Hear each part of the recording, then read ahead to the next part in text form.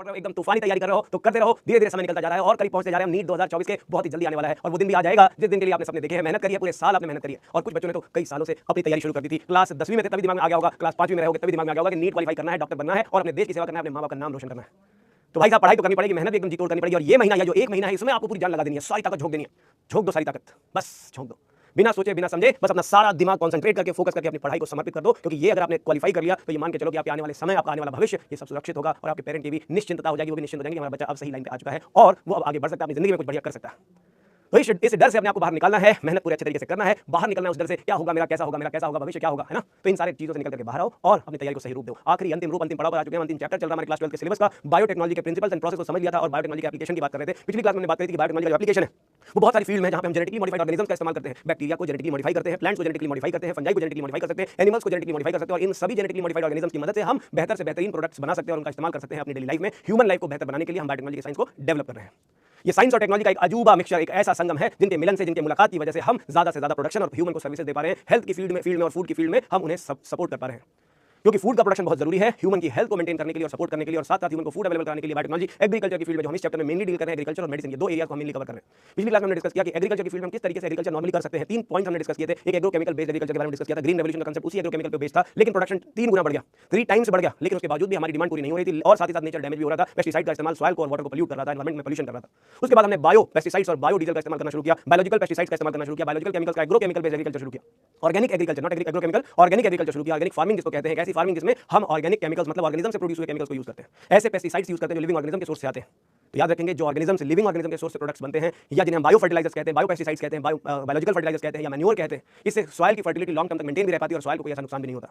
और उसी के साथ तीसरा फैक्टर हमने इंट्रोड्यूस किया है वो है जेनेटिकली मॉडिफाइड ऑर्गेनिज्म्स का इस्तेमाल बायोटेक्नोलॉजिकल एप्लीकेशन में जो मोस्ट इंपॉर्टेंट है। पेस्ट रेजिस्टेंट प्लांट की हमने बात करी थी, हमने बीटी कॉटन का डिस्कशन किया था। बीटी कॉटन किस तरीके से हमने बैसिलस thuringiensis नाम के बैक्टीरिया की इसी नेचुरल एबिलिटी में, जिसमें वो पूरे स्पोरिलेशन स्टेज में इनएक्टिवेटेड टॉक्सिन प्रोटॉक्सिन प्रोड्यूस करता है, उसकी इसी एबिलिटी को हमने आइडेंटिफाई किया। उस बैक्टीरिया के अंदर ये जो केमिकल प्रोड्यूस होता है ये टॉक्सिन की तरह एक्ट करता है। अगर किसी ऑर्गेनिज्म ने इसे कंज्यूम किया और उसे अल्कलाइन पीएच मिला तो in presence of alkaline pH this inactive protoxin is converted into activated form, active toxin में कन्वर्ट हो जाता है और जब एक्टिव टॉक्सिन बन जाता है तो वो उस इंसेक्ट या उस पेस्ट या उस ऑर्गेनिज्म की गट वॉल में एपिथेलियल सेल में पोर्स क्रिएट कर देता है, मिडगट में ऑर्गेनिज्म की बॉडी में जो न्यूट्रिएंट का एब्जॉर्प्शन इनहिबिट हो जाता है, आयंस का इंटेक अफेक्ट हो जाता है, सेल की स्वेलिंग होती है और सेल बर्स्ट कर जाती है। ये बात हमने डिस्कस करी थी।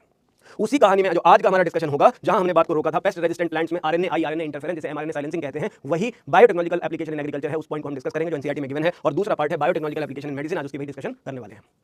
तो पिछली क्लास में क्या पढ़ा था और आज क्या पढ़ने वाले हैं, इन दोनों बातों को हमने अभी डिस्कस किया है। अब शुरुआत करते हैं आरएनए की। कल हमने यही पॉइंट एंड किया था। आरएनए जिसे आरएनए इंटरफेरेंस कहते हैं। सबसे पहली चीज आरएनए होता क्या है, मीनिंग क्या है, मैंने बताया था कि ये जो आरएनए है इसका मतलब होता है आरएनए इंटरफेरेंस। आरएनए इंटरफेरेंस के बारे में हम बात करेंगे जिसे एमआरएनए साइलेंसिंग कहते हैं। क्या कहते हैं इसे, हम कहते हैं एमआरएनए साइलेंसिंग। क्या कहते हैं बेटा जी, इसे कहते हैं एमआरएनए साइलेंसिंग। एमआरएनए को साइलेंट किया जाता है इस प्रोसेस के दौरान। क्या है कंसेप्ट, क्या है मैकेनिज्म, ध्यान से सुनेंगे। ये ऐसा पेस्ट रेजिस्टेंट प्लांट हमने बनाया है जो पेस्ट्स के अगेंस्ट प्लांट को सुरक्षित करता है। और यहाँ पेस्ट जो है, पेस्ट का मतलब वो जो ह्यूमन इकोनॉमी को नुकसान पहुंचाता है। ज्यादातर बच्चों को ये लगता है कि पेस्ट का मतलब होता है हमेशा, पेस्ट का मतलब कोई इंसेक्ट हो सकता है, नहीं। पेस्ट मतलब कोई भी ऐसा ऑर्गेनिज्म जो ह्यूमन की इकोनॉमी को नुकसान पहुंचा रहा है उसे हम पेस्ट कहते हैं। तो पेस्ट को यहाँ पे हम रेजिस्टेंट प्लांट्स को पेस्ट के अगेंस्ट रेजिस्टेंट बना रहे हैं। इसी टेक्नोलॉजी का नाम है आरएनए। तो आरएनए इंटरफेरेंस में हम करते क्या है, हम पेस्ट रेजिस्टेंट प्लांट बना रहे हैं। कहानी जरा समझेंगे आप सभी लोग। होता क्या था, एक कहानी मतलब पूरा का पूरा कंसेप्ट जो है इसमें वो क्या है, टोबैको प्लांट्स में, इन टोबैको प्लांट्स जिसे हम निकोटियाना टोबैकम कहते हैं, इस टोबैको प्लांट में एक कॉमन इन्फेक्शन पैरासिटिक निमेटोड है। पैरासाइटिक निमेटोड नाम है इसका। क्या नाम है बेटा जी, पैरासाइटिक निमेटोड है ये। पैरासाइटिक निमेटोड जो टोबैको प्लांट्स में पाया जाता है, इस पैरासाइटिक निमेटोड का नाम होता है, इस पैरासाइटिक निमेटोड का नाम है मेलोइडी गाइनी इनकॉग्निशिया। ये एक निमेटोड है जो प्लांट्स में रूट नॉट डिजीज कॉज करता है। कॉमनली टोबैको प्लांट की बात करिए, बहुत सारे प्लांट को इन्फेक्ट करता है ये पैरासिटिक निमेटोड। ये पैरासिटिक निमेटोड है which is the causative agent of root knot disease. Root knot disease cause करता है, इसलिए इसको रूट नॉट निमेटोड भी कहते हैं। The positive agent of root knot disease मतलब प्लांट्स की रूट में नॉटिंग डिजीज कॉज करता है। नॉटिंग का मतलब होता है नोड्यूल फॉर्मेशन। ये क्या करता है, प्लांट्स में नोड्यूल का फॉर्मेशन कर देता है। जैसे मान लो ये कोई प्लांट है, इस प्लांट में ये देखो, ये मान लो कोई प्लांट है, इस प्लांट की जो रूट्स हैं, इस प्लांट की रूट्स में बेटा जी, ये मान लो ये इस प्लांट की रूट्स हैं। तो कहानी कुछ यूं है कि इस प्लांट की रूट में ये जब बैक्टीरिया इन्फेक्शन निमेटोड इन्फेक्शन करता है, इसे कहते हैं root knot nematode. Nematode infection के बाद यहाँ नोड्यूलर फॉर्मेशन हो जाती है इस प्लांट में, इसे कहते हैं रूट नॉट डिजीज। इसे कहते हैं नोड्यूल फॉर्मेशन। जिसे हम कह सकते हैं रूट नॉट डिजीज। क्या कहते हैं बेटा जी? रूट नॉट डिजीज कहते हैं। कैसी बीमारी है जो प्लांट्स के अंदर, स्पेशली हम टोबैको प्लांट की बात करें, वहां पे नोड्यूल फॉर्मेशन कर दे रही है, इन्फेक्ट कर दे रही है इस प्लांट को, और इसकी वजह से यील्ड, इसकी वजह से प्रोडक्शन बहुत कम हो जा रहा है, एग्रीकल्चरल प्रोडक्शन बहुत कम हो जा रहा है। कह रहे this parasite Meloidogyne incognita, parasitic nematode जो कॉजेटिव एजेंट है रूट नॉट डिजीज का, ये जब इन्फेक्ट करता है ये निमेटोड प्लांट्स को, दैट डिक्रीजेस द यील्ड। क्या करता है ये? डिक्रीज द यील्ड, या प्रोडक्शन, जो क्रॉप का प्रोडक्शन है उसका यील्ड जो है बहुत कम हो जाता है, प्रोडक्टिविटी घट जाती है, इकोनॉमी घट जाती है। तो अब सोचा गया कि आखिर किया कैसे जाए। अगर पेस्टिसाइड यूज करें सॉइल में मिला दे पेस्टिसाइड, तो निमेटोड को मारा जा सकता है। लेकिन अगर ये पेस्टिसाइड जो है ये सिंथेटिक केमिकल्स या फर्टिलाइजर्स की तरह से, अगर वही केमिकल्स या टॉक्सिन की तरह है, तो वो नेचर में, मतलब सॉइल में भी रहेंगे टॉक्सिन, वही टॉक्सिन सॉइल के साथ साथ वाटर में बह करके वाटर पोल्यूशन भी कॉज करेंगे, वाटर बॉडीज को भी नुकसान पहुंचाएंगे, एक्वाटिक ऑर्गेनिजम्स को भी नुकसान पहुंचाएंगे और सॉइल को भी नुकसान पहुंचाएंगे। तो सॉइल में रहने वाले माइक्रोब्स, सॉइल में रहने वाले ऑर्गेनिजम्स, वाटर में रहने वाले ऑर्गेनिजम्स, इनको इफेक्ट इसका होगा, इसे भारी भुगतान करना पड़ेगा, नेचर को डिस्टर्ब करना पड़ेगा हमें। तो इसे ध्यान में रखते हुए हमने क्या शुरू किया? हमने कंसेप्ट डेवलप किया आरएनए इंटरफेरेंस का। साइंटिस्ट ने कहा कि भाई है क्या ये बहुत आसान। कह रहे है क्या? अगर आप वैसे देखो, अगर इस निमेटोड को, तो किसी भी ऑर्गेनिज्म की जिंदगी में सारा स्टेप अगर हम देखें, प्रोटीन सिंथेसिस के स्टेप की बात करें, डबल स्ट्रैंडेड डीएनए जो उस ऑर्गेनिज्म का होता है, उस डबल स्ट्रैंडेड डीएनए से ट्रांसक्रिप्शन के बाद बनता है एमआरएनए, जिसे कहते हैं मैसेंजर आरएनए। ये मैसेंजर आरएनए बनाता है प्रोटीन, मतलब प्रोटीन की सिंथेसिस होती है, इसे ट्रांसलेशन कहते हैं। मतलब कहानी सिंपल है, दो स्टेप में हम इसको समझा रहे हैं, एक है ट्रांसक्रिप्शन और दूसरा है जिसे कहते हैं ट्रांसलेशन। तो ट्रांसक्रिप्शन और ट्रांसलेशन के दो स्टेप है अगर हम प्रोटीन सिंथेसिस की बात करें। हम कह रहे हैं साइंटिस्ट ने क्या कहा होगा, साइंटिस्ट ने क्या किया होगा, या इस प्रोटीन सिंथेसिस के स्टेप को हम स्टॉप कर दें, अगर हम इसकी प्रोटीन सिंथेसिस को रोक दें, अगर हमने इसकी प्रोटीन सिंथेसिस को रोक दिया, इस ऑर्गेनिज्म की एबिलिटी को, प्रोटीन सिंथेसाइजिंग एबिलिटी को हमने रोक दिया, तो अब क्या होगा? डबल स्ट्रैंडेड आरएनए, एमआरएनए और एमआरएनए से जो प्रोटीन बनेगी, प्रोटीन जो होगी वो क्या करेगी? वो ट्रांसलेशन के प्रोसेस को कंप्लीट कर देगी। लेकिन अगर हम इस प्रोटीन की सिंथेसिस को रोक दें, मतलब एमआरएनए से प्रोटीन बनने को स्टॉप कर दिया जाए, तो न रहेगी प्रोटीन। अगर प्रोटीन स्टॉप हो गई तो निमेटोड भी सर्वाइव नहीं करेगा, क्योंकि निमेटोड को ग्रोथ के लिए, निमेटोड को सर्वाइव करने के लिए जो प्रोटीन चाहिए वो प्रोटीन अवेलेबल नहीं होगी। निमेटोड की अपनी खुद की प्रोटीन सिंथेसिस स्टॉप हो जाएगी, मतलब निमेटोड का खात्मा हो जाएगा। तो साइंटिस्ट ने एक वेपन की तरीके से इसको डेवलप किया, आरएनएआई, एक ऐसा मेथड जो इस निमेटोड को किल करने की एबिलिटी रखता है। मतलब आरएनए इंटरफेरेंस एक ऐसा मेथड है, याद रखेंगे ये एक नोवेल स्ट्रेटजी है। आरएनए इंटरफेरेंस क्या है? आरएनए इंटरफेरेंस जो है, आरएनएआई जिसे कहते हैं, RNA interference is the method of mRNA silencing of a parasitic nematode. एक निमेटोड है जो पैरासाइट है, उस पैरासाइटिक निमेटोड का डीएनए, उसका डीएनए आरएनए तो बना सकता है, लेकिन आरएनए से प्रोटीन सिंथेसिस नहीं हो पाएगी। तो mRNA silencing to prevent from translation, to prevent translation. तो हमने जो कंसेप्ट डेवलप किया है, ट्रांसलेशन को स्टॉप करने के लिए किया है। मतलब आपके दिमाग में दो तीन चीजें बैठा लेनी है। एक, आरएनएआई को जो हमने किया है वो रूट नॉट डिजीज कॉज करने वाले निमेटोड के अगेंस्ट इसे डेवलप किया, जिसमें हम एमआरएनए साइलेंसिंग करते हैं, उस निमेटोड के आरएनए के से प्रोटीन के फॉर्मेशन को स्टॉप करते हैं। तो to inhibit the translation, mRNA को साइलेंट कर देने का प्रोसेस ही कहा जाता है। क्या कहा जाता है? इसे कहते हैं हम आरएनए इंटरफेरेंस। लेकिन इसके लिए हम यूज करते हैं by using double stranded RNA. अब आते हैं हम असली मुद्दे पर कि यहां पे हम किसका इस्तेमाल करते हैं। यहां पे हम डबल स्ट्रैंडेड आरएनए का इस्तेमाल करते हैं। मतलब एक्चुअल कोर कंसेप्ट में जब घुसोगे तो आपको ये समझ में आएगा कि हम एमआरएनए के एक्सप्रेशन को, एमआरएनए के कन्वर्जन को प्रोटीन में सिंथेसाइज होने को स्टॉप कर रहे हैं। कैसे? हम जो वेपन यूज कर रहे हैं वो है डबल स्ट्रैंडेड आरएनए। किसी भी यूकैरियोटिक सेल में डबल स्ट्रैंडेड आरएनए जब बनता है तो आरएनए इंटरफेरेंस शुरू हो जाती है। आरएनए इंटरफेरेंस एक नेचुरल मेथड है सेलुलर डिफेंस का। ध्यान से सुनेंगे, एनसीईआरटी की लाइन बता रहा हूं मैं आपको, एनसीईआरटी की लाइन बता रहा हूं मैं कि आरएनएआई जो होती है the method of natural cellular defence. जो साइंटिस्ट ने एक्सप्लेन किया, RNAi is the method of natural cellular defence, method of cellular defence in almost all eukaryotes. जितने भी यूकैरियोट्स हैं उन सारे यूकैरियोट्स में method of cellular defence in almost all eukaryotes. Eukaryotic cell में एक नेचुरल डिफेंस मैकेनिज्म होता है जिसे हम आरएनएआई कहते हैं। क्या कहते हैं? इसे कहते हैं आरएनएआई। कैसे? साइंटिस्ट ने बताया कैसे। कह रहे हैं कि ये ऐसे कि जब कभी किसी भी यूकैरियोटिक सेल में, मान लो ये कोई यूकैरियोटिक सेल है, कौन है ये? मान लो कि ये कोई यूकैरियोट है, मान लिया कि ये कोई यूकैरियोटिक सेल है। कौन है ये बेटा जी? ये है कोई यूकैरियोटिक सेल। ये कोई यूकैरियोटिक सेल है। किसी भी यूकैरियोटिक सेल की बात करें, प्लांट सेल, एनिमल सेल, इसकी बात नहीं कर रहे हैं, कोई भी यूकैरियोटिक सेल। इस यूकैरियोटिक सेल में अगर कोई किसी भी रीजन से, यानी किसी भी रीजन से, चाहे वो वायरल इंफेक्शन से, because of viral infection, retroviral infection जिसे आप कह सकते हो, रिट्रोवायरल इंफेक्शन की वजह से, या किसी भी ट्रांसपोजॉन्स, यानी कुछ ऐसे जीन्स होते हैं जिन्हें हम कहते हैं जंपिंग जीन्स, ट्रांसपोजॉन, जिन्हें कहते हैं मोबाइल जेनेटिक एलिमेंट्स, ट्रांसपोजॉन्स कहते हैं। यानी ये दो मेजर सोर्स हैं किसी भी रीजन से। अगर फॉर एनी रीजन, इफ या तो सोर्स नंबर 1 रिट्रोवायरल इंफेक्शन, या सोर्स नंबर 2 जो जंपिंग जीन्स होते हैं जिन्हें कहते हैं मोबाइल जेनेटिक एलिमेंट्स कहते हैं, ट्रांसपोजॉन्स कहते हैं। यानी इनकी मदद से किसी भी यूकैरियोटिक सेल में अगर यहां पे डबल स्ट्रैंडेड आरएनए का फॉर्मेशन हो जाए, if double stranded RNA is formed, अगर किसी यूकैरियोटिक सेल में डबल स्ट्रैंडेड आरएनए किसी भी रीजन से आ जाए, जिसमें से दो मेन रीजन है, रिट्रोवायरल इंफेक्शन या ट्रांसपोजॉन, यानी जैसे ही डबल स्ट्रैंडेड आरएनए बनता है यूकैरियोटिक सेल में, ये मान लो कोई डबल स्ट्रैंडेड आरएनए है किसी यूकैरियोटिक सेल में बना है, जैसे ही बनता है ये डबल स्ट्रैंडेड आरएनए, ये एक्टिवेट्स राइबोन्यूक्लियेज नाम के एंजाइम को एक्टिवेट कर देता है। आरएनएज कहते हैं इसको, एक होती है जिसे कहते हैं स्प्लाइसर प्रोटीन। यार ये दो तरीके के एंजाइम्स एक्टिवेट करता है। स्टेप 1 में फर्स्ट जो एक्टिवेट होता है वो एक्टिवेट होता है डाइसर, और फिर सेकंड जो एक्टिवेट होता है वो होता है स्प्लाइसर। तो ये दो तरीके के एंजाइम्स एक्टिवेट होते हैं। सबसे पहला स्टेप शुरू करता है डाइसर एंजाइम, जो क्या करता है उस डबल स्ट्रैंडेड आरएनए को डाइसर एंजाइम क्या करता है, ये डाइसर जो राइबोन्यूक्लियेज है ये इस डबल स्ट्रैंडेड आरएनए को छोटे छोटे टुकड़ों में छोटे छोटे फ्रेगमेंट्स में पहले तोड़ देता है। दोनों स्ट्रैंड्स को डबल स्ट्रैंडेड आरएनए के दोनों स्ट्रैंड्स को कट करके ये छोटे छोटे फ्रेगमेंट्स में कट कर देता है। इन्हें कहते हैं small fragments of interfering RNA, इन्हें कहते हैं siRNA। Small fragments of interfering RNA इन्हें कहते हैं siRNA। तो ये जो siRNA है ऐसे छोटे छोटे फ्रेगमेंट्स में 21 to 23 नाइट्रोजनस बेस पेयर्स का न्यूक्लियोटाइड्स का बेस पेयर्स बना करके ये उसे छोटे फ्रेगमेंट्स में तोड़ देती है, छोटे राइबोन्यूक्लियोटाइड्स में तोड़ देती है। डाइसर पहले इसको चॉप करती है, कट करती है। उसके बाद जो स्प्लाइसर प्रोटीन होती है इन्हीं siRNAs को, ये जो स्मॉल फ्रेगमेंट्स हैं siRNA जो देख रहे हो आप, इस siRNA को स्प्लाइसर प्रोटीन इनसे बाइंड करती है। अब देखो अगला खेला, अब असली खेल शुरू होने वाला है। कह रहे स्प्लाइसर प्रोटीन अब बाइंड करने वाली है इनके साथ। ये देखें यार, अब स्प्लाइसर प्रोटीन बाइंड करती है इन छोटे आरएनए के फ्रेगमेंट्स के साथ। आरएनए के छोटे छोटे फ्रेगमेंट के साथ स्प्लाइसर एंजाइम बाइंड कर जाता है, और स्प्लाइसर एंजाइम जब इसके साथ बाइंड कर जाता है तो ये क्या करता है, सबसे पहले अनवाइंडिंग करता है। ये जो डबल स्ट्रैंडेड आरएनए है उसमें सबसे पहला स्टेप करता है ये अनवाइंडिंग। जो दोनों स्ट्रैंड जुड़े हुए हैं उनकी अनवाइंडिंग करता है। और अनवाइंडिंग का मतलब होता है ये जो स्ट्रैंड्स हैं इनके दो टुकड़े कर देता है, दो पार्ट्स में इनको अलग कर देता है। ये जो फ्रेगमेंट जो आपस में जुड़े हुए थे इनको एक दूसरे से अलग कर देता है।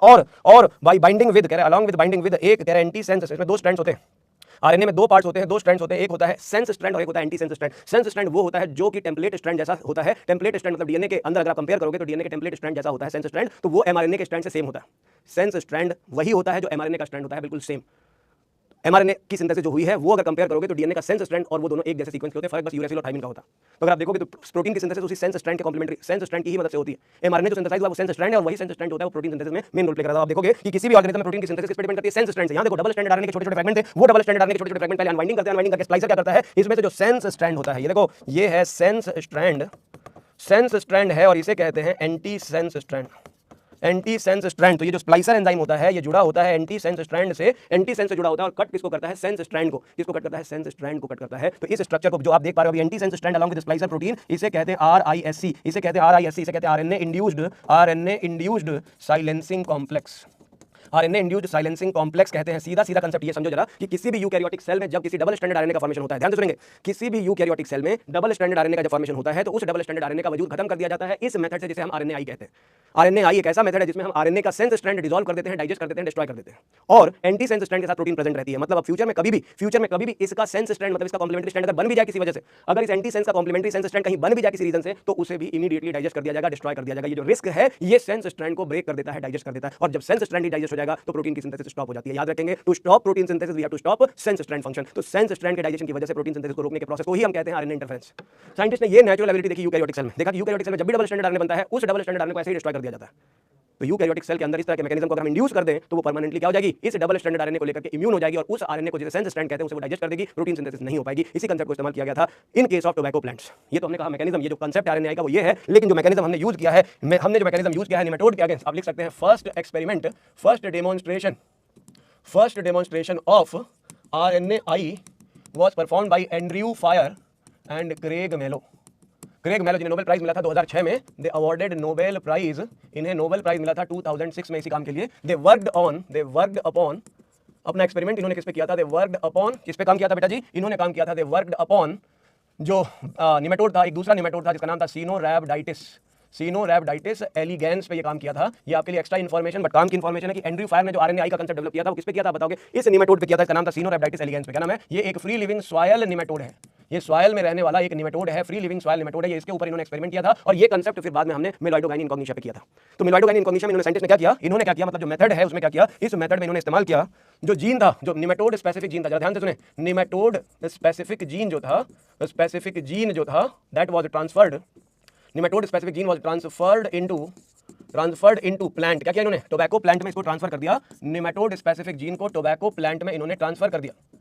तो nematode specific gene transferred into tobacco plant by using agrobacterium as vector. Ti plasmid इस्तेमाल किया था इन्होंने, एग्रोबैक्टीरियम का Ti plasmid, agrobacterium by using agrobacterium जिसका टीआई प्लाज्मिड होता है उसका इस्तेमाल इन्होंने किया, और ट्रांसफर कर दिया निमेटोड स्पेसिफिक जीन को प्लांट सेल में, यूकैरियोटिक सेल में। इस तरह ट्रांसफर किया बेटा, इस तरह से ट्रांसफर किया। It was transfer in that way as it can produce, बहुत इंपॉर्टेंट पॉइंट है, इट कैन प्रोड्यूस, क्या कर सके, जैसे ही प्लांट सेल में जाए वहां पे ये प्रोड्यूस कर सके, can produce both sense and anti sense strands, एक साथ sense and anti sense strand दोनों प्रोड्यूस कर सके एक साथ। तो it can produce both sense strand and anti sense strand, दोनों एक साथ प्रोड्यूस कर सके, कुछ ऐसा इन्होंने कार्यक्रम बनाया। कैसे बनाया होगा? सीधा सीधा कंसेप्ट है, जैसे कि हम समझते हैं कि कोई भी डीएनए जो होता है, किसी भी डीएनए में एक टेम्पलेट स्ट्रैंड होता है, उसका जो अपोजिट होता है वो अपोजिट स्ट्रैंड कॉम्प्लीमेंट्री होता है। तो अगर हम बात करें किसी भी डीएनए का, मान लो ये वाला स्ट्रैंड अगर हम इसको लिख लें, हमने कहा इसको हमने लिख लिया सेंस स्ट्रैंड और इसको हमने लिख लिया एंटी सेंस। नॉर्मली तो यही होता है। हमने क्या किया, उस निमेटोड के जीन के इन दोनों सेगमेंट्स में ऐसा किया कि सेंस वाले स्ट्रैंड और एंटी सेंस वाले स्ट्रैंड दोनों को उस टीआई प्लाज्मिड के वेक्टर के अंदर हमने दोनों को एक साइड में लगा दिया। हमने क्या किया, बैक्टीरिया के डीएनए में, एग्रोबैक्टीरियम के डीएनए में, ये रहा एग्रोबैक्टीरियम का डीएनए, ये देखो ये है एग्रोबैक्टीरियम का डीएनए, ये देखो जरा सभी लोग ध्यान से सुनिए, ये है एग्रोबैक्टीरियम का डीएनए। इस एग्रोबैक्टीरियम के सेंस स्ट्रैंड, कह रहे इसका जो डीएनए था इसमें दोनों साइड पे एक तरफ हमने लगा दिया सेंस स्ट्रैंड और एक तरफ हमने इधर लगा दिया निमेटोड का एंटी सेंस। निमेटोड का सेंस एक तरफ लगा दिया और दूसरी तरफ एंटी सेंस लगा दिया, ताकि जब ये यूकैरियोटिक सेल में ट्रांसफर किया जाए, प्लांट सेल में ट्रांसफर किया जाए, इन प्लांट सेल जैसे ही ट्रांसफर किया जाए, जैसे ही प्लांट सेल में ट्रांसफर किया जाएगा एग्रोबैक्टीरियम का यूज करके, ये सेंस और एंटी सेंस स्ट्रैंड दोनों एक साथ प्रोड्यूस करेगा। इधर सेंस स्ट्रैंड बनाएगा, इधर सेंस स्ट्रैंड बनेगा, इधर सेंस स्ट्रैंड बनेगा, ये देखो, और इधर एंटी सेंस बनेगा, ये देखो, ये दोनों एक साथ बनेगा बेटा, ये बनेगा सेंस स्ट्रैंड, ये बनेगा एंटी सेंस स्ट्रैंड। कह रहे दोनों स्ट्रैंड एक साथ प्रोड्यूस हो रहा है, एक ही यूकैरियोटिक सेल में बन रहा है। और जैसा कि हम जानते हैं ये दोनों एक दूसरे के कॉम्प्लीमेंट्री होते हैं, तो ये सेंस और एंटी सेंस आरएनए आपस में जुड़ जाते हैं, ये सेंस और एंटी सेंस आपस में जुड़ जाते हैं, क्योंकि ये दोनों कॉम्प्लीमेंट्री होते हैं, तो ये जुड़ करके डबल स्ट्रैंडेड आरएनए बना लेते हैं, जो कि निमेटोड का आरएनए होता है।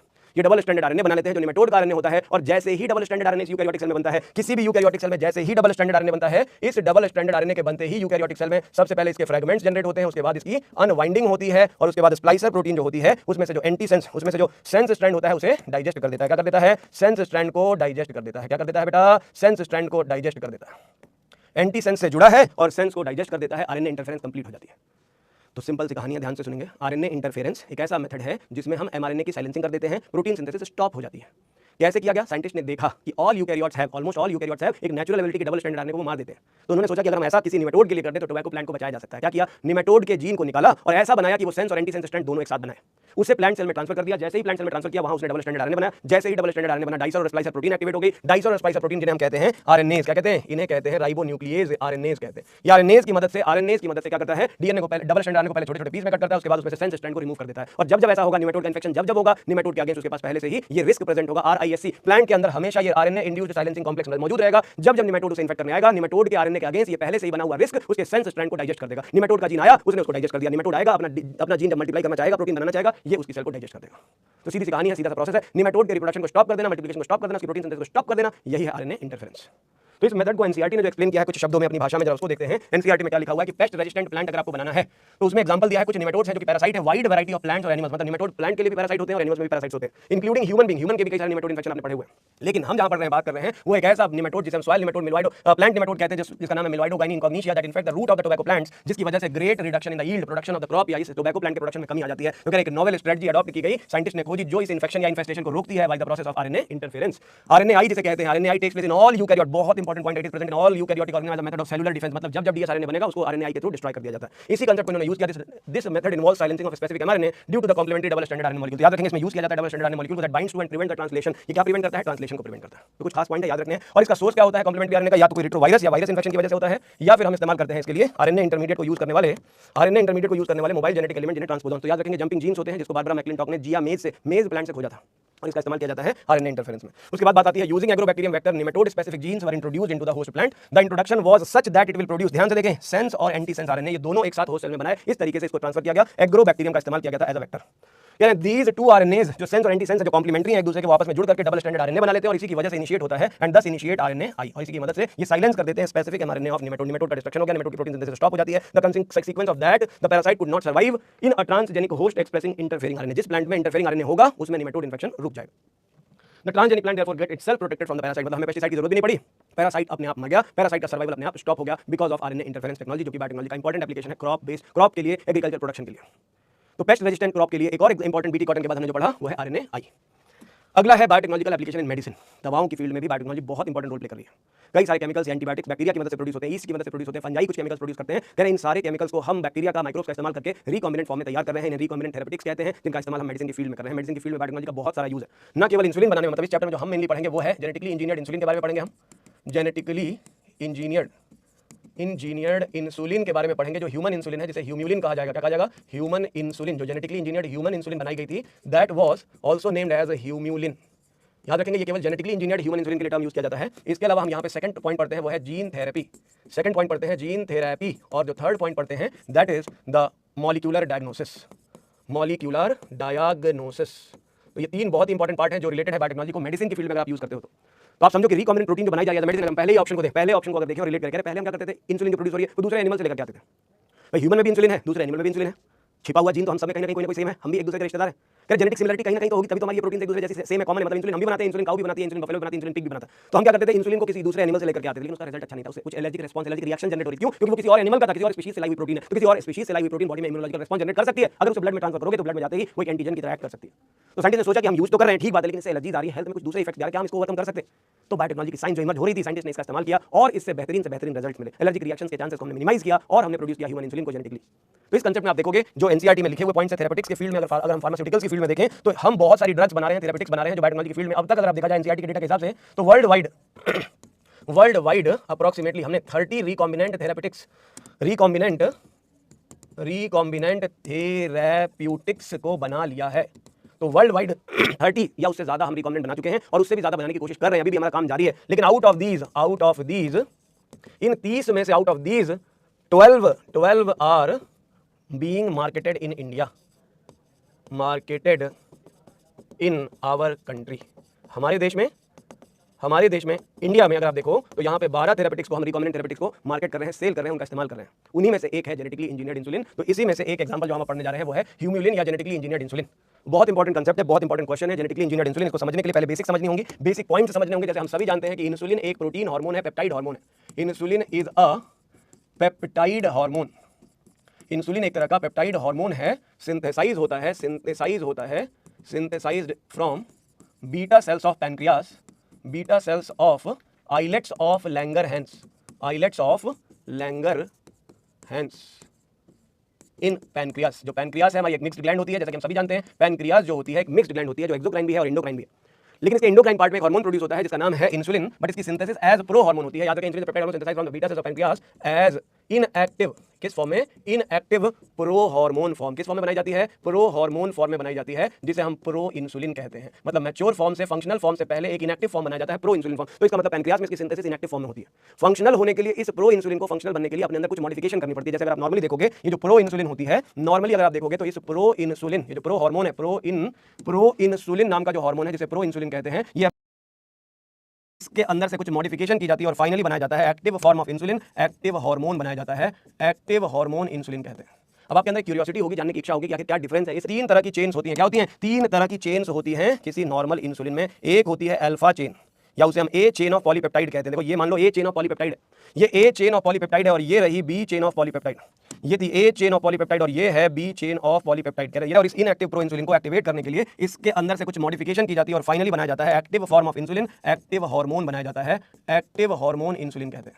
अब आपके अंदर क्यूरियोसिटी होगी, जानने की इच्छा होगी कि आखिर क्या डिफरेंस है इस प्रो इंसुलिन जो इनएक्टिव है और जो एक्टिव हार्मोन है। तो ध्यान से सुनेंगे। कह रहे नॉर्मल इंसुलिन जो होती है बेटा जी, कह रहे नॉर्मल इंसुलिन जो होती है बेटा जी, उस इंसुलिन प्रो इंसुलिन जो होती है उसमें 3 तरह की चेन्स होती हैं। क्या होती हैं? 3 तरह की चेन्स होती हैं किसी नॉर्मल इंसुलिन में। एक होती है अल्फा चेन, या उसे हम ए चेन ऑफ पॉलीपेप्टाइड कहते हैं। देखो ये मान लो ए चेन ऑफ पॉलीपेप्टाइड है, ये ए चेन ऑफ पॉलीपेप्टाइड है और ये रही बी चेन ऑफ पॉलीपेप्टाइड। ये थी ए चेन ऑफ पॉलीपेप्टाइड और ये है बी चेन ऑफ पॉलीपेप्टाइड कह रहे हैं। ये देखो ये होती है प्रो इंसुलिन। प्रो इंसुलिन में ए चेन होती है, बी चेन होती है और ये ए और बी के बीच में दोस्ती कराने वाली चेन होती है एक, जिसे कहते हैं सी चेन। क्या कहते हैं? ये जो दोस्ती कराती है इनके बीच में, ए और बी के बीच में, इसे कहते हैं सी चेन। तो आप देखोगे एक प्रो इंसुलिन जो प्रो हार्मोन होता है बेटा, प्रो हार्मोन जो होता है इसमें आप देखो ये है ए चेन ऑफ पॉलीपेप्टाइड, ये है बी चेन ऑफ पॉलीपेप्टाइड और ये है सी चेन ऑफ पेप्टाइड। ये 3 पेप्टाइड्स होती हैं। मिस्टर ए जो होते हैं इसमें नंबर ऑफ अमाइनो एसिड्स अगर आप देखोगे तो 21 अमाइनो एसिड्स पाई जाती है। कितनी अमाइनो एसिड होती है बेटा जी? इसमें होती हैं 21 अमाइनो एसिड से बना होता है। ए चेन में, बी चेन में होती हैं 30 अमाइनो एसिड्स टोटल नंबर में और सी चेन में 33 अमाइनो एसिड। ये थोड़ा एक्स्ट्रा हो गया बट आपको जानकारी होगी तो कोई दिक्कत नहीं, ध्यान रखेंगे। 33 अमाइनो एसिड होती है सी चेन में, 21 अमाइनो एसिड होती है ए चेन में और बी चेन में होती है 30 अमाइनो एसिड। और ए और बी को लिंक किया है सी पेप्टाइड ने और इसके साथ साथ ए और बी के बीच में प्रेजेंट होता है डाई सल्फाइड लिंकेज। क्या होता है? ए और बी के बीच में डाई सल्फाइड ब्रिज भी पाया जाता है। पॉलीपेप्टाइड की चेन है। इसके अलावा ए चेन में खुद भी डाइसल्फाइड लिंकेज पाया जाता है, खुद की चेन में भी डाइसल्फाइड लिंकेज पाया जाता है। तो ए चेन में है डाइसल्फाइड, ए और बी के बीच में भी है डाइसल्फाइड और ए और बी को लिंक कर रही है सी चेन। ये स्ट्रक्चर याद रखेंगे प्रो इंसुलिन का इनएक्टिव फॉर्म का। जब ये एक्टिवेट होती है, एक्टिव फॉर्म में कन्वर्ट होती है तो याद रखेंगे एक्टिवेट होने के लिए इसके अंदर कुछ केमिकल मॉडिफिकेशन होते हैं। नॉर्मल फंक्शनिंग, इसे फंक्शनल होने के लिए इसमें से रिमूव किया जाता है सी पेप्टाइड को। क्या किया जाता है? यहां से रिमूवल होता है सी पेप्टाइड का to be functional active hormone बनने के लिए इसमें से सी पेप्टाइड का रिमूवल किया जाता है। आप देख सकते हो, इसे समझ सकते हो, इसे देख और समझ सकते हो। ये थी हमारी ए चेन, ये थी हमारी बी चेन, ए और बी चेन, कह रहे इनके बीच में है डाइसल्फाइड ब्रिज, इनके बीच में है डाइसल्फाइड ब्रिज जो इन्हें आपस में जोड़े हुए हैं। अभी भी कह रहे अभी भी इनके बीच में डाइसल्फाइड ब्रिज है, अभी भी ए चेन में डाइसल्फाइड ब्रिज है, लेकिन सी पेप्टाइड रिमूव हो चुकी है, सी पेप्टाइड इनसे अलग हो चुकी है और सी पेप्टाइड अब अलग से एक पेप्टाइड के फॉर्म में यहां पे प्रेजेंट है। ये है सी पेप्टाइड, यहां से कल्टी ले चुकी है, सी पेप्टाइड यहां से कट चुकी है। आप देख सकते हो, लिख सकते हैं यहां पे A chain, B chain and C chain. क्या है ये? A chain, B chain and C chain, A B and C. लेकिन आप देखो मैच्योर इंसुलिन में खाली ए और बी चेन होती है, सी चेन नहीं पाई जाती है। मैच्योर इंसुलिन में सी चेन रिमूव हो जाती है, रिमूवल ऑफ सी पेप्टाइड। यह है नेचुरल इंसुलिन सिंथेसिस। अब कहानी है इससे रिलेटेड एक बीमारी की जिसे कहते हैं डायबिटीज मेलिटस। जो पेशेंट्स होते हैं डायबिटीज मेलिटस के, उनके बॉडी में इंसुलिन हार्मोन की डेफिशिएंसी हो जाती है। नॉर्मली जो हम इंसुलिन डेफिशिएंट डायबिटीज मेलिटस की बात करते हैं, वहां पे इंसुलिन की डेफिशिएंसी, इंसुलिन की कमी से एक बीमारी हो जाती है, उसे कहते हैं डायबिटीज मेलिटस। क्या कहते हैं? डिजीज है जिसका नाम है डायबिटीज मेलिटस। डायबिटीज मेलिटस नाम की बीमारी है। मेलिटस का मतलब होता है स्वीटनेस, हनी। कोई ऐसा इंसान जिसके बॉडी में डायबिटीज मेलिटस हो जाए, मतलब बॉडी में शुगर का लेवल बढ़ने लगता है, increase blood sugar level, increase blood sugar level, जो कि यूरिन में भी अपीयर होनी शुरू हो जाती है due to deficiency of a hormone, deficiency और decreased level of insulin hormone. Insulin की कमी से यहां पे डिजीज हो जा रही है डायबिटीज नाम की। तो इंसुलिन की सिंथेसिस ही नहीं हो रही है, इंसुलिन का प्रोडक्शन ही घट गया है, तो ऐसे पेशेंट को इंसुलिन की जरूरत पड़ेगी। क्या ये इंसुलिन को खुद नहीं बना पा रहा है? तो क्या करते थे पहले? इस बीमारी का ट्रीटमेंट कैसे किया जाता था? Earlier it was treated. कह रहे पहले हम क्या करते थे, जब हमने इन सारी चीजों को खोज लिया तो हम क्या करते थे? Earlier insulin was treated, insulin deficiency was treated by giving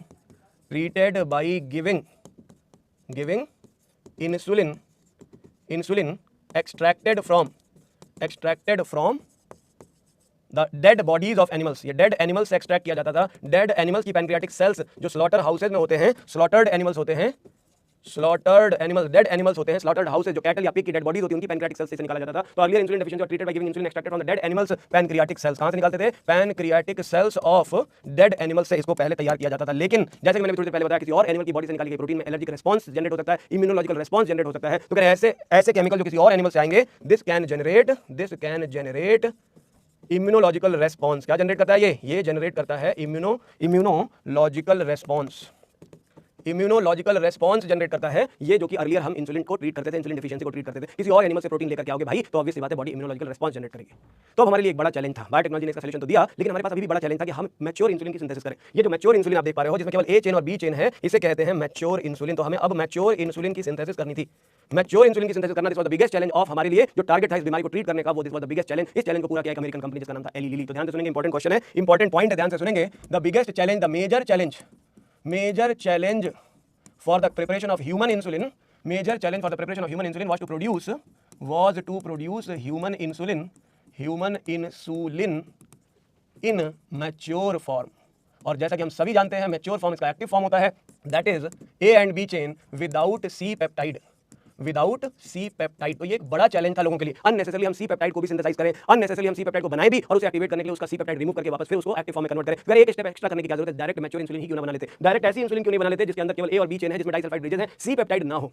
तो इस मैच्योर इंसुलिन को सिंथेसाइज करना was the biggest challenge for biotechnologist. लेकिन साइंटिस्ट ने ये कर दिखाया। 1983 में एक अमेरिकन कंपनी आई जिसने ये काम कर दिखाया। इन 1983 एन अमेरिकन कंपनी थी बेटा जी, अमेरिकन कंपनी जिसका नाम था एली लिली। क्या नाम था? एली लिली नाम था। इस कंपनी ने 1983 में first time large scale production कराया। किसका प्रोडक्शन कराया? Large scale production of human insulin, genetically engineered human insulin का प्रोडक्शन कराया। लार्ज स्केल प्रोडक्शन कराने के लिए जानी जाती थी कंपनी जिसका नाम था Eli Lilly company. Large scale production of human insulin in mature form. क्या किया इन्होंने? मैच्योर फॉर्म में ह्यूमन इंसुलिन बनाया। अब आपके दिमाग में फिर एक सवाल पैदा होना चाहिए कि मैच्योर फॉर्म में जो ह्यूमन इंसुलिन बनाई जाती है, मैच्योर फॉर्म में कैसे बनाया हुआ, इन्होंने क्या प्रोसीजर रहा? तो पहली चीज तो आपको ये क्लियर हो चुकी है कि इंसुलिन की सिंथेसिस क्रोमोसोम या डीएनए की वजह से होती होगी। इन्होंने उस क्रोमोसोम, उस जीन का पता लगाया जो इंसुलिन कोड करता है।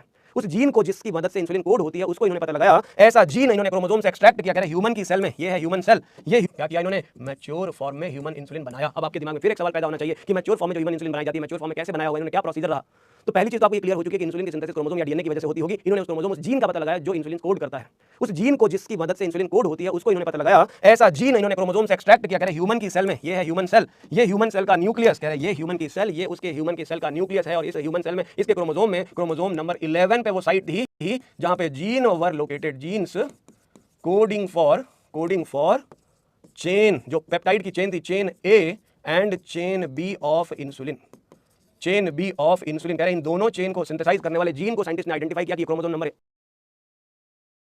कोडिंग फॉर, कह रहे gene coding for A chain और gene coding for B chain इन्होंने निकाल लिया। ये देखो ये दोनों जीन हैं, genes coding for chain A of polypeptide and chain B of polypeptide, यानी इन दोनों जीन्स को निकाल लिया गया।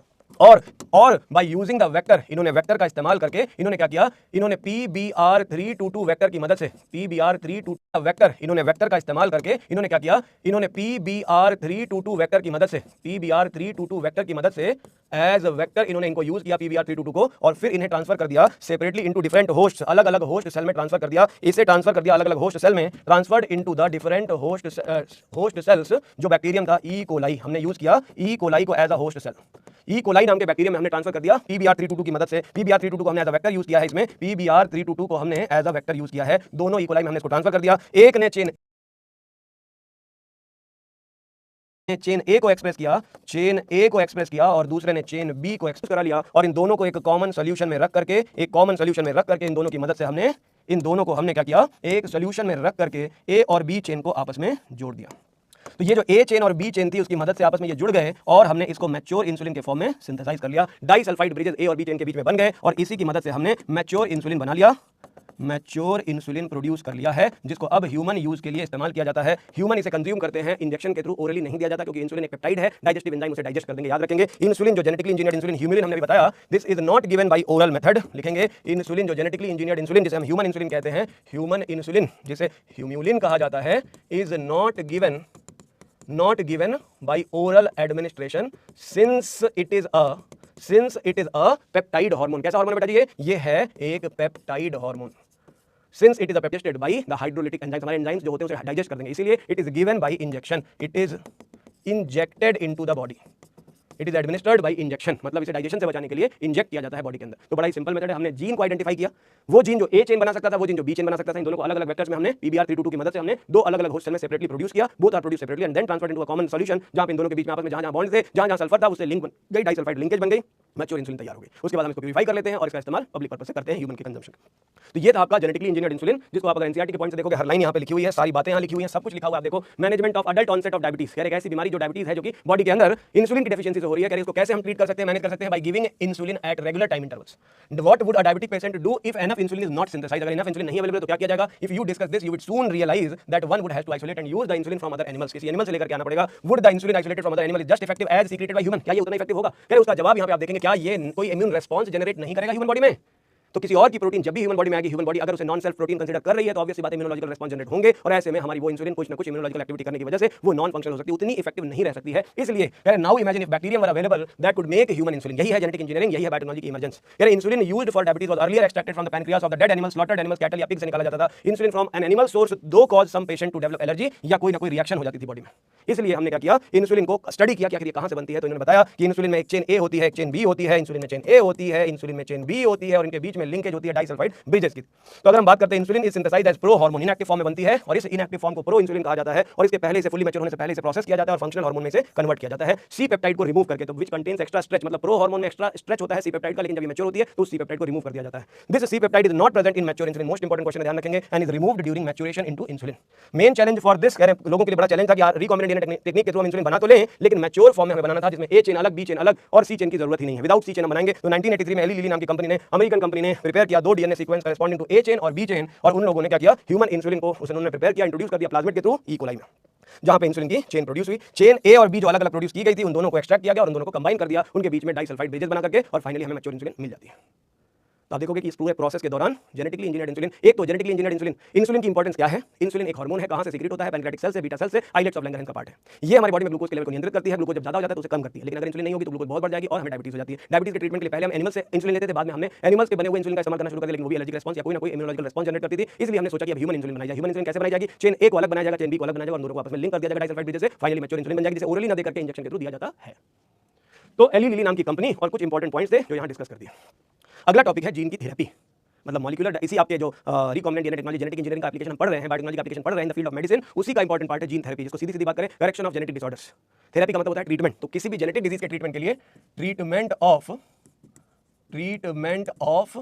जेनेटिक डिसऑर्डर्स या जेनेटिक डिजीजेस, ऐसी बीमारियां जो जीन से संबंधित हो, उनके ट्रीटमेंट के लिए की जाती है ये जीन थेरेपी। थेरेपी का मतलब ही होता है बेटा जी ट्रीटमेंट। तो यहाँ पे हम कह रहे हैं कि कोई क्रोमोसोमल डिसऑर्डर, यूजुअली पहले तो हम क्रोमोसोमल डिसऑर्डर्स को ट्रीट करने के बारे में सोचते भी नहीं थे, लेकिन जब बायोटेक्नोलॉजी का साइंस इमर्ज हुआ तब हमें पता चला कि हम जीन्स की थेरेपी भी कर सकते हैं, हम जीन को इंट्रोड्यूस कर सकते हैं। किसी इंसान में अगर किसी चीज़ की, किसी जीन की डेफिशिएंसी है तो हम उस डेफिशिएंसी को फुलफिल कर सकते हैं किसी और के जीन को किसी और के ऑर्गेनिज्म में ट्रांसफर करके। तो बहुत सारी बीमारियों का ट्रीटमेंट अभी भी पॉसिबल नहीं हुआ, लेकिन फिर भी रिसर्च जारी है। कुछ दिनों में, आने वाले समय में हो सकता है बहुत सारे जेनेटिक डिसऑर्डर्स को ट्रीट कर सकें। इवन कैंसर के ट्रीटमेंट के लिए भी हम इन सारी चीज़ों का स्टडी कर रहे हैं, जेनेटिक स्टडी चल रही है।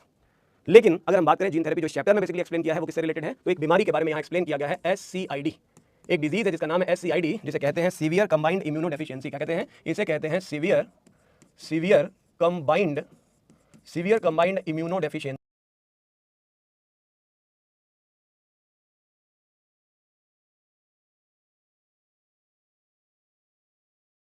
मतलब एक इंसान के पास पहले से ऑलरेडी उसकी इम्यून सिस्टम स्ट्रॉन्ग एफिशिएंसी। क्या कहते हैं इसे? कहते हैं सीवियर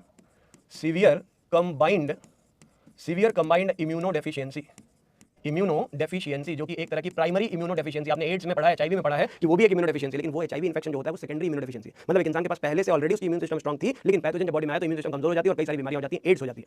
तो पहले अगर नॉर्मल बॉडी फंक्शन है तो उसे कहते हैं primary immuno deficiency, secondary immuno deficiency. लेकिन किसी के जन्म से ही इम्यूनिटी पुअर हो, ध्यान से सुनेंगे, यानी severe combined immuno deficiency, the type of primary immuno deficiency is a type of primary immuno deficiency, एक तरह की प्राइमरी इम्यूनो डेफिशिएंसी कही जाती है।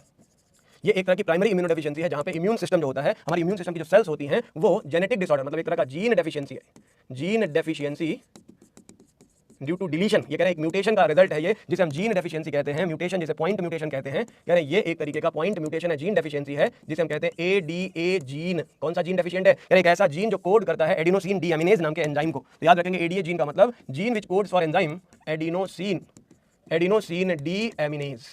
याद रखेंगे एक ऐसा एंजाइम होता है विच इज रिक्वायर्ड फॉर, कह रहे लिम्फोसाइट्स के मैच्योरेशन के लिए, लिम्फोसाइट्स के प्रोडक्शन के लिए ये बहुत इंपॉर्टेंट होता है।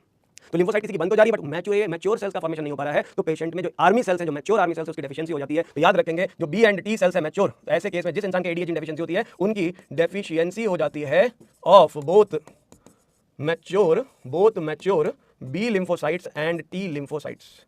तो mature B and T lymphocytes की डेफिशिएंसी हो जाती है, मैच्योरेशन नहीं हो पाता, और ऐसे केस में पेशेंट की इम्यूनिटी बहुत पुअर हो जाती है, वो कमजोर हो जाता है, पैथोजन की इन्फेक्शन की वजह से उसकी डेथ अर्ली एज में हो जाती है। तो अब कह रहे हैं इसी बीमारी के ट्रीटमेंट, एक ऐसी जेनेटिक डिसऑर्डर का ट्रीटमेंट किया गया है इसी जीन थेरेपी मेथड से। पुराने जमाने में इसका ट्रीटमेंट किया जाता था। इस बीमारी को ट्रीट करने के दूसरे मेथड हुआ करते थे। अर्लियर पुराने टाइम पे इट वाज ट्रीटेड बाय एक बोन मैरो ट्रांसप्लांटेशन। एक तरीका ट्रीटमेंट का है बोन मैरो, किसी ऐसे पेशेंट में जिसमें डेफिशिएंसी है उसके सेल में हेल्दी इंडिविजुअल की बोन मैरो का ट्रांसप्लांटेशन कर दिया जाए, बोन मैरो ट्रांसप्लांटेशन। तो बोन मैरो ट्रांसप्लांटेशन कर दिया जाए, केस नंबर 1। दूसरा तरीका है एंजाइम रिप्लेसमेंट थेरेपी, आज भी यूज कर सकते हैं एंजाइम रिप्लेसमेंट थेरेपी, बस इनके ड्रॉबैक्स हैं। एंजाइम रिप्लेसमेंट थेरेपी एक ऐसा ट्रीटमेंट जिसमें एंजाइम को पीरियडिकली इन्फ्यूजन करके बॉडी में ट्रांसफर करके इंजेक्ट करके बॉडी के अंदर इम्यून सिस्टम को बूस्ट अप कर सकते हैं। एडिनोसिन डीएमिनेज नाम के एंजाइम को बॉडी में इंजेक्ट कर दिया जाए ताकि बॉडी उस एंजाइम की मदद से B और T सेल को मैच्योर कर सके, उनका फुल फॉर्मेशन कर सके। तो अर्लियर ट्रीटमेंट इनका किया जाता था, लेकिन इस ट्रीटमेंट मेथड के अपने ड्रॉबैक्स हैं, क्योंकि अगर हम समझें, अगर हम इसको समझें तो आप देखोगे कि ये जो मेथड्स हैं ये टेम्पररी मेथड है, not the permanent method of treatment. क्योंकि सेल्स जो होती है, जो एंजाइम है, इस प्रोसेस को हमें रिपीट करना पड़ेगा, इसे पीरियडिकली रिपीट करना पड़ेगा, पीरियडिकली रिपीटेड, इसे अगेन एंड अगेन बार करना पड़ेगा, क्योंकि जो सेल्स हमने ट्रांसफर करी है वो बोन मैरो सेल्स का ट्रांसप्लांटेशन किया है। After some time the cell will become non functional, एक टाइम के बाद वो सेल डीजेनरेट या डेड हो जाएंगी, वो सेल्स बॉडी में रहेंगी नहीं। तो फिर हमें जरूरत पड़ेगी इम्यून सिस्टम को बूस्ट करने वाले फैक्टर्स को लाने की। तो बार इसे पीरियडिकली रिपीट करना पड़ता है। तब हमने आइडिया डेवलप किया जीन थेरेपी का। हमारा आइडिया आया जीन थेरेपी का। First clinical gene therapy, first time जो क्लिनिकल जीन थेरेपी करी गई थी, first clinical gene therapy was performed in 1990 में 1990 for a 4 years old girl, एक गर्ल जिसे ADA डेफिशिएंसी थी, उसके लिए, जिसको इन्फेक्शन था, जिसको ये डिजीज थी SCID जिसे हम कहते हैं प्राइमरी इम्यूनो डेफिशिएंसी, इस इम्यूनो डेफिशिएंट गर्ल का ट्रीटमेंट किया गया था क्लिनिकल जीन थेरेपी करके। जो कि 4 साल की एक लड़की थी, एक कन्या जो कि 4 साल की थी, उसका ट्रीटमेंट किया गया था। कैसे किया गया था? द लिम्फोसाइट्स वर आइसोलेटेड, उसकी जो इमैच्योर सेल थी, लिम्फोसाइट्स जो इमैच्योर सेल्स थी जिसमें डेफिशिएंसी थी, immature cells were taken out from the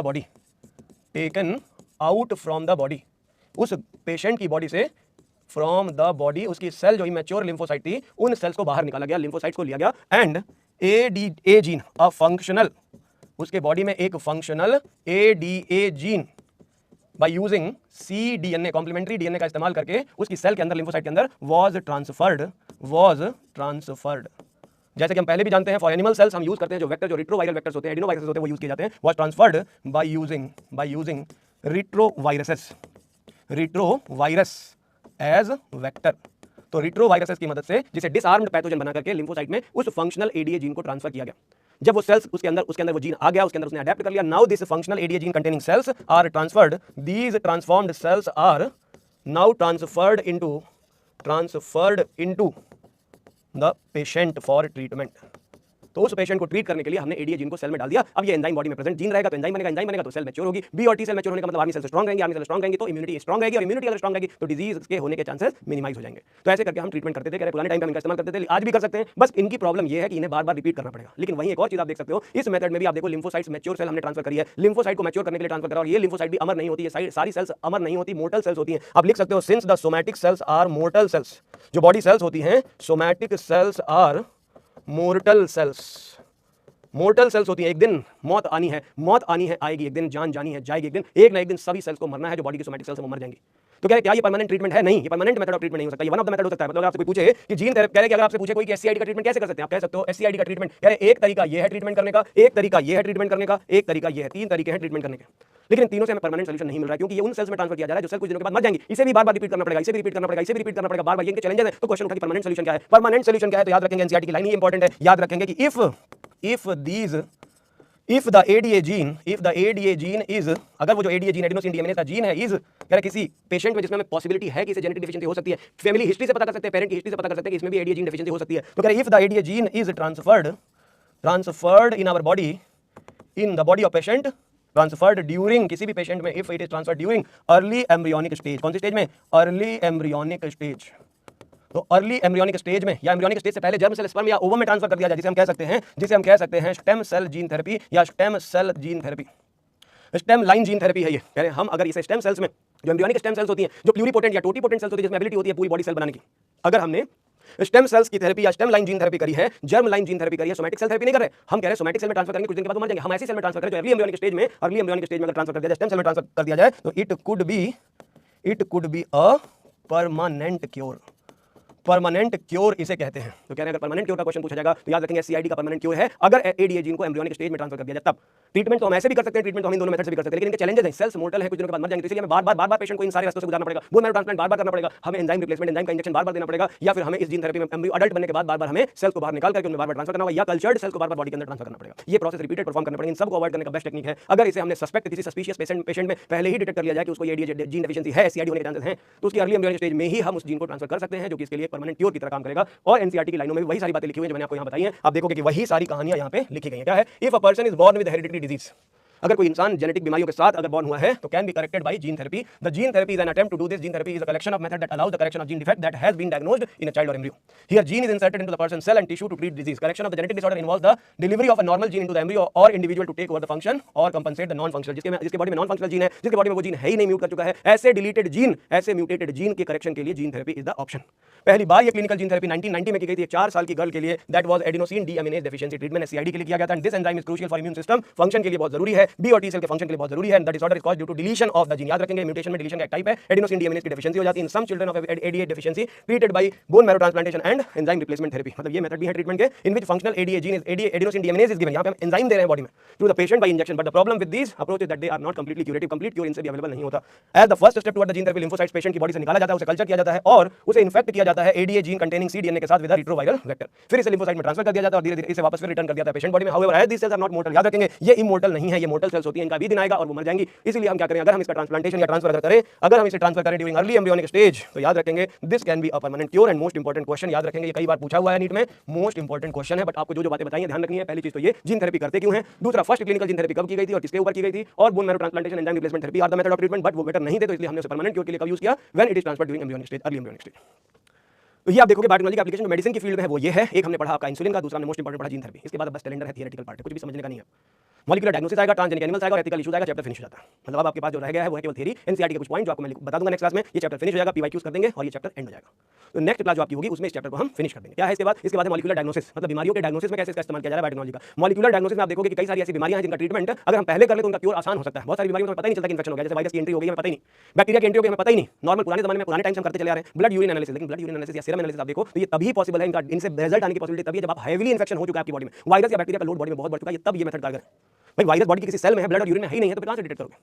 तो कह ऐसे टाइम पे हम बॉडी के अगर सेल्स का कल्चर कर लेते हैं, बॉडी के सेल्स को आइडेंटिफाई कर ले, मॉलिक्यूलर जेनेटिक्स का इस्तेमाल कर लेते हैं, बायोटेक्नोलॉजी का इस्तेमाल कर लेते हैं, कह अगर स्मॉल अमाउंट में भी वायरस है बॉडी में तो भी हम पता लगा सकते हैं। पीसीआर एक टेक्निक है जो क्या करती है, एम्पलीफाई कर देती है। याद करो हमने पढ़ा था, पीसीआर की मदद से हम एम्पलीफिकेशन कर देते हैं डीएनए का, जीन का एक सिंगल कॉपी के बिलियंस ऑफ द कॉपी कुछ ही घंटों में मिल जाती है। तो पीसीआर टेक्निक का इस्तेमाल भी मॉलिक्यूलर डायग्नोसिस में, एचआईवी डिटेक्शन में हमने पढ़ा भी है कि उसको करते हैं।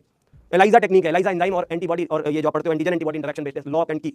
तो कह ऐसे करके ये आपको ये है मॉलिक्यूलर डायग्नोस्टिक टेक्निक्स हैं जिनको हम डिस्कस करेंगे। इसके अलावा हम बात कर लेंगे ट्रांसजेनिक एनिमल्स की क्या इंपॉर्टेंस है, कि कैसे क्यों बनाते हैं ट्रांसजेनिक एनिमल्स। एनसीईआरटी के कुछ पॉइंट्स हैं वो हम डिस्कस करेंगे कि भाई ह्यूमन की नॉर्मल फिजियोलॉजी को डिस्कस करना है, केमिकल सेफ्टी को डिस्कस करना है, बायोलॉजिकल प्रोडक्शन को डिस्कस करना है, प्रोडक्ट फॉर्मेशन को। ह्यूमन के ऊपर कोई वैक्सीन लगाने से पहले उसे ट्रायल कर लिया जाता है किसी और एनिमल या ट्रांसजेनिक एनिमल के ऊपर, तो हम उसका इस्तेमाल कर रहे हैं उस पर्पस से।